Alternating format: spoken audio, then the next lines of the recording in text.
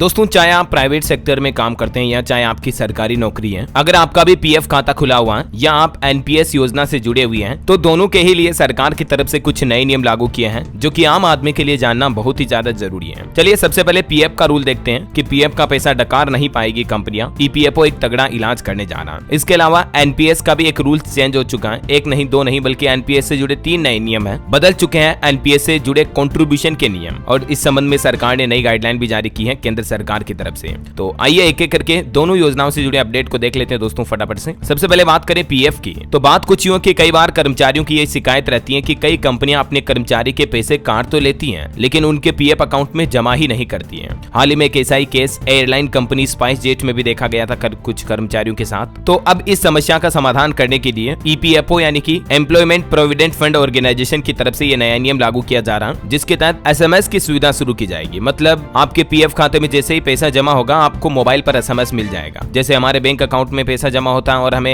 SMS alert मिलता है ना, वैसे ही ईपीएफओ भी अब एसएमएस भेजने की योजना प्लान बना रहा है। बाकी वैसे आप ईपीएफओ के पोर्टल या उमंग ऐप के जरिए तो अपना स्टेटमेंट चेक कर ही सकते हैं, लेकिन मोबाइल पर ऑलरेडी एसएमएस की सुविधा ईपीएफओ की तरफ से जल्दी शुरू की जाएगी। तो पीएफ से जुड़ा पहला नियम तो ये हो गया, ताकि आपको पता चल जाएगा कि आपके इस महीने की तनख्वाह का पीएफ जमा हुआ या नहीं हुआ, है ना। और दूसरा नियम देखिए दोस्तों, एनपीएस से जुड़ा है। केंद्र सरकार ने एनपीएस में कंट्रीब्यूशन के लिए ये नई गाइडलाइन जारी की है। खास करके केंद्रीय कर्मचारियों के लिए बड़ा अपडेट है। सस्पेंशन में भी अब कंट्रीब्यूशन जारी रख पाएंगे। पहला इसमें तो सुविधा ये शुरू कर दी है, मतलब अगर कोई सरकारी कर्मचारी सस्पेंड हो गया ना तो भी चाहे तो एनपीएस में कंट्रीब्यूशन कंटिन्यू रख सकते हैं, ठीक है। दूसरा ये कि प्रोविजन के दौरान भी कंट्रीब्यूशन करना अनिवार्य होगा। जो प्रोविजन पीरियड होता है सरकारी कर्मचारियों के लिए नौकरी ज्वाइन करने के साल 2 साल के दौरान शुरुआती दिनों में, तो उस समय भी एनपीएस में कंट्रीब्यूशन करना कंपलसरी हो गया।